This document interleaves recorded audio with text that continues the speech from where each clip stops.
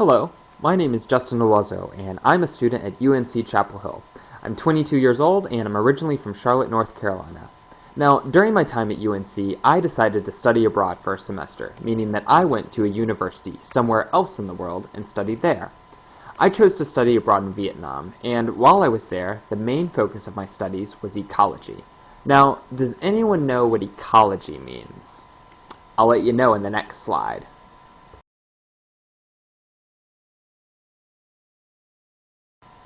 Well, if you guessed anything along the lines of the relationship between humans and nature, the wild, the way we work with the wild, animals, things like that, then you're on the right track, so great job.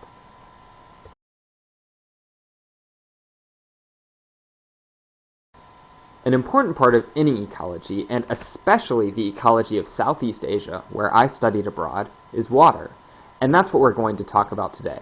Water is so important because it's what everything on Earth needs to survive. Animals need oxygen, plants need carbon dioxide, bears like to eat meat, giraffes like to eat leaves, but everything needs water to survive, and unfortunately, it's getting harder and harder to find enough good water for everyone.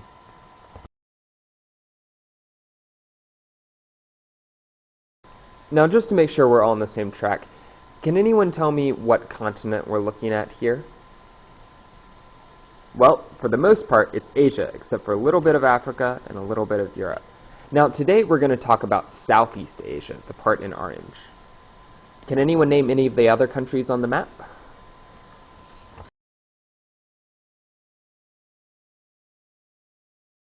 So here's a little bit of a closer look at Southeast Asia. Now, I was studying abroad in Vietnam, this country right here, and more specifically in a small city right about here called Can Tho.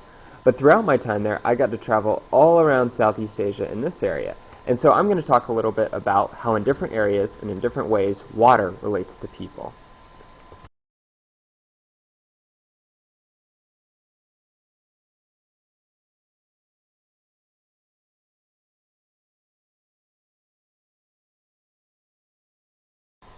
To start us off, let's think a little bit about houses. Now, this house is right next to a body of water, and this body of water happens to be a shrimp farm. Can anyone guess what type of person might live right next to a shrimp farm? If you guessed a shrimp farmer, then you're right. This man has chosen to build his house directly next to his farm so that he can keep watch over it and be right there. Now, how many of you live close to where you go to school? It's the same thing. Short commute means more efficient timing.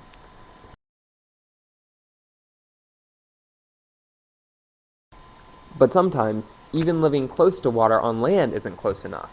Now for these fishermen in Cambodia, in Tonle Sap Lake, they actually live on the water, and there are hundreds and thousands of these houses all throughout the lake. So these men and women go out every day, they fish on the little boats, and then they come back to their house, which is also floating on the lake. Now, does anyone have a guess as to what type of tree they could use to be able to make their houses float? It's bamboo. And just to give you a little idea, they have to replace their bamboo every 3 to 5 years in order to keep their houses afloat.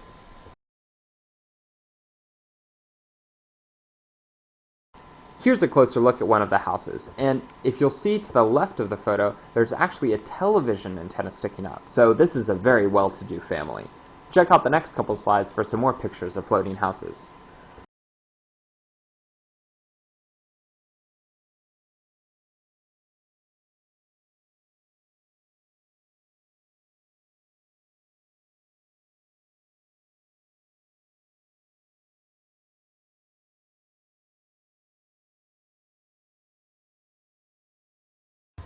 A lot of people even have gardens on their houses for decorative purposes and also to grow vegetables for food.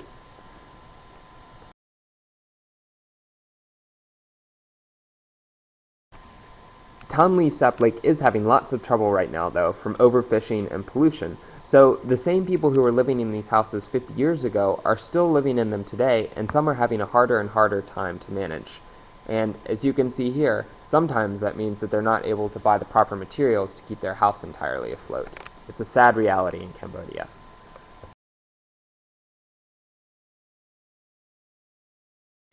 But different people have found different ways to adapt as well. Now, Look behind this dog and tell me if you can see what farm animal is lying down. It's a pig. That's right, even pigs are raised on Tonle Sap Lake.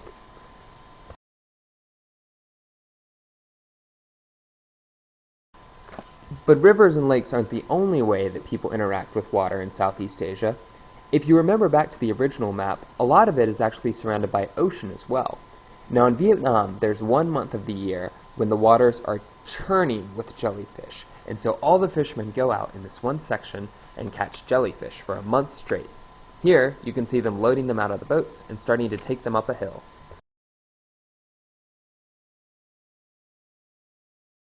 And once they get to the top of the hill, they slide them down the other side into a processing factory.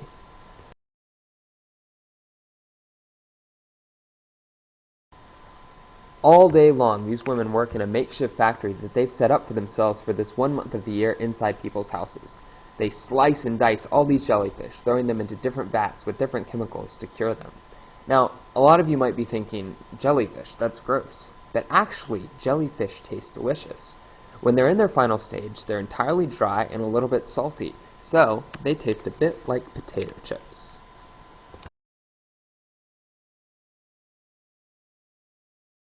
Now, the rivers and oceans in Southeast Asia aren't always so separate. There are 2 seasons in Southeast Asia.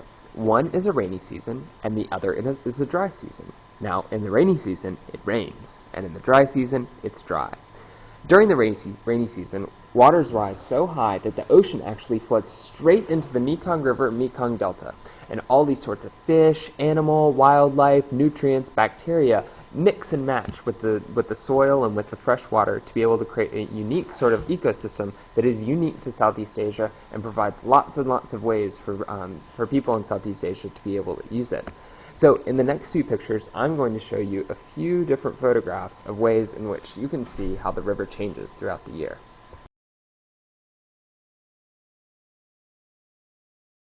This picture shows the difference in height between the dry season, as it is now, and the wet season, as it will be in the future. So all this difference, it goes up and down every single year. And actually, farmers and fishermen take advantage of this by laying lines with hooks when the water's at the lower level, and then, when it's at the higher level, they catch the fish.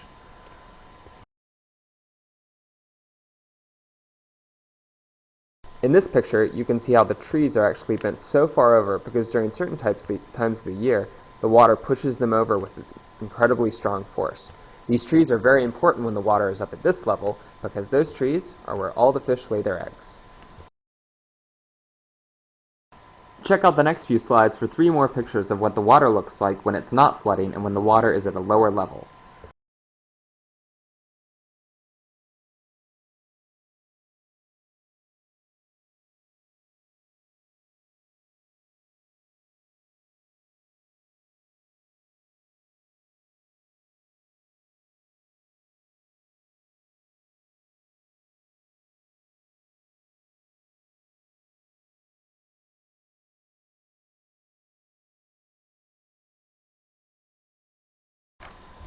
Some fishermen are nomadic, meaning that at different times of the year, they move around to different locations to be able to fish. In this picture, you can actually see a hut that's built below the level where water will be during the rainy season, so you know this fisherman is only going to be here during the dry season.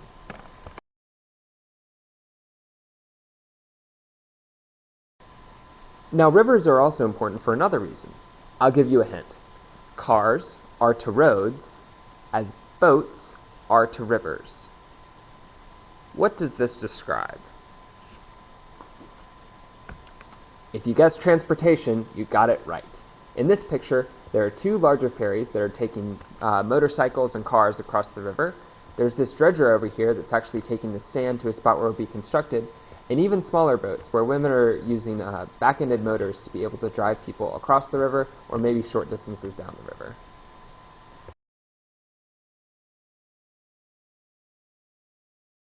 Now remember way back to the start of this presentation when I showed you one house that was on land right next to water and another house that was floating in the water?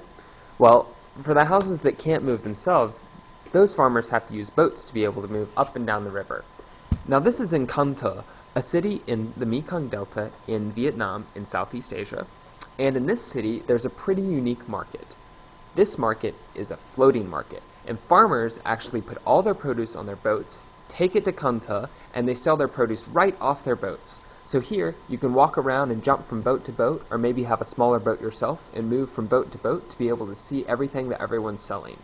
Now, these poles that are up in the air have all the vegetables and fruit and produce from each farmer hanging on them. And that's the way that farmers tell everyone else exactly what they're selling so they can see the quality, how much they have, and what they're selling in general. They act a lot like billboards would as we're driving along a highway here.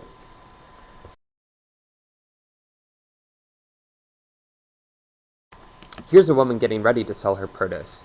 You can see that she's wearing a hat to protect her face from the sun, and she also has a balance, or weight, stuck into her basket, ready to weigh out some fruit or vegetables that her customers want to buy.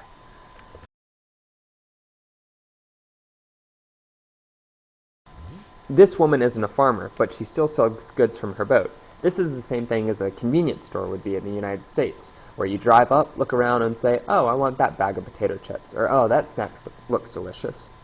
It's funny how small the world actually is, because when I was talking to this woman, I actually found out that she has a relative who lives in Asheville, North Carolina. Can you imagine?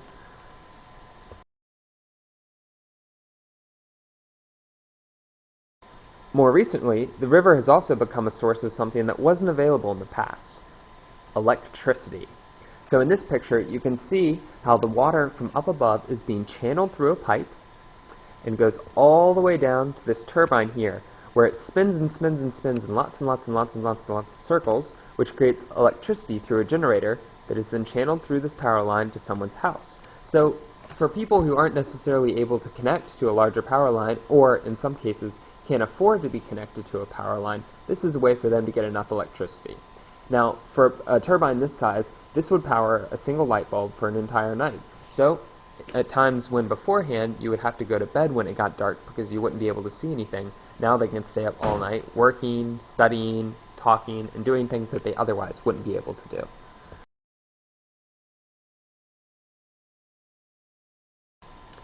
Can anyone tell me what this is a picture of?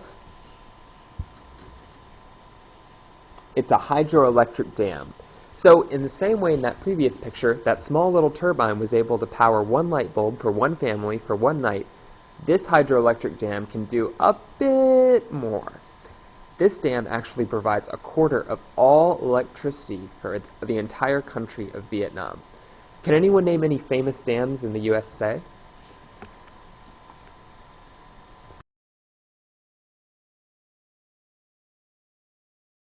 This is a picture of the main corridor of the dam, and it's here where you can see the 8 turbines moving.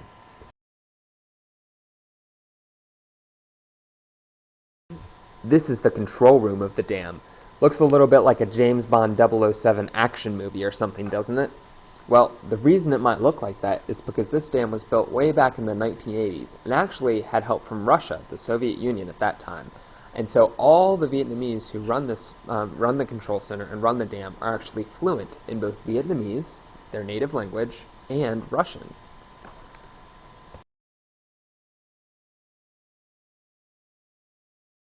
This is a picture of one of the 8 turbines that actually runs the entire hydroelectric dam and generates the energy itself. So in the same way that small little turbine got turned and turned by the water going through that pipe, this turbine is turned and turned over and over and over again by the water flowing down from the river.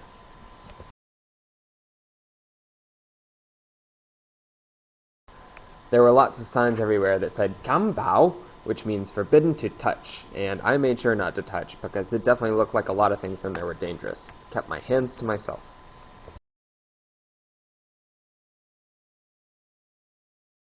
And here's a quick picture of the bottom of the hydroelectric dam where all the water ends up flowing out after it's gone from up above, through the turbines, and then heads out below.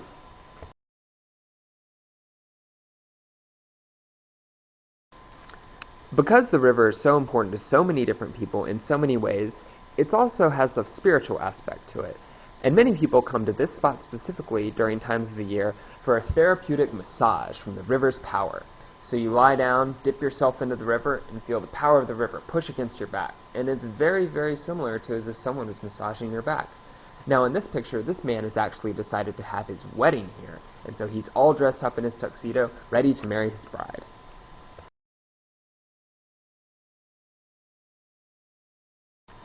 Now, while some might choose to get married on the Mekong River, others choose to show their respect at a distance. This is in a small village in northern Cambodia along the Mekong River, and these children, probably about 4th or 5th grade, are doing a dance to make sure that the Mekong River brings lots of fertile soil and nutrients to their farms next year.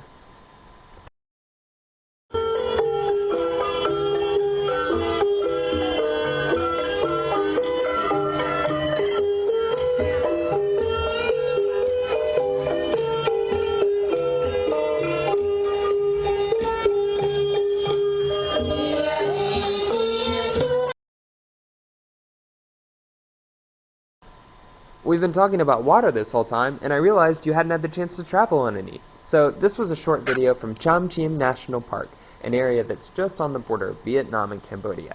And it's a national park where I actually worked for a month.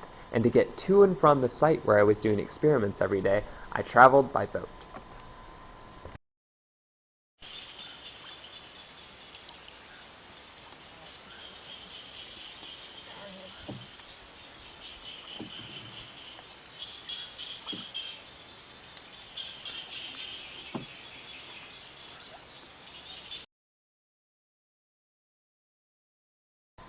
And this is a river just off Tan Le Sap Lake, that lake that I was talking about in Cambodia with all the floating houses.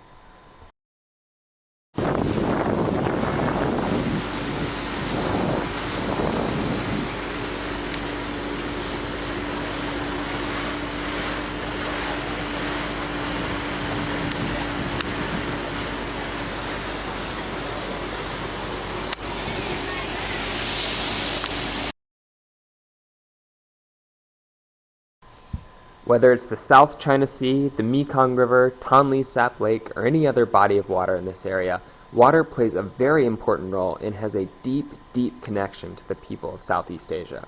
During my short time here, I just started to touch the surface, but it was really exceptional to see the way that water and people had a relationship of mutual exchange where each one was able to benefit from the other.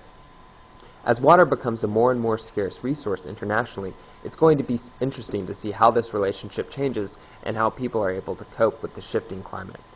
Thanks so much for listening to my presentation. I hope you had a wonderful time, and I hope you have a great day.